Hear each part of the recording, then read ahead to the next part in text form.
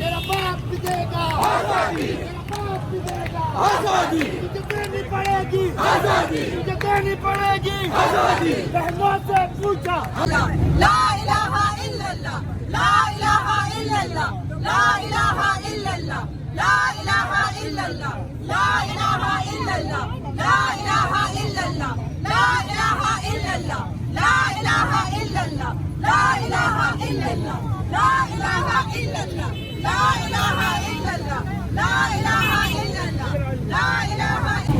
जी नाजरीन, तो हम इस टाइम मौजूद हैं फैज़ाबाद पे। यहाँ पर एक रैली निकाली जा रही थी पीटीआई के कारकुनों की जानिब से। तो इस्लामाबाद पुलिस ने क्योंकि रैली पे शेलिंग शुरू कर दी है, यहाँ पर पीटीआई वुमेन विंग की ख़वातीन अहदेदार ये खड़ी हुई हैं, ख़वातीन बड़ी तादाद में, और भी आम शहरी यहाँ पर मौजूद हैं।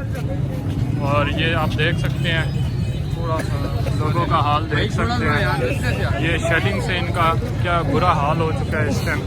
और इस तरफ से लगातार ये शेल फायर किए जा रहे हैं, ये आप देख सकते हैं।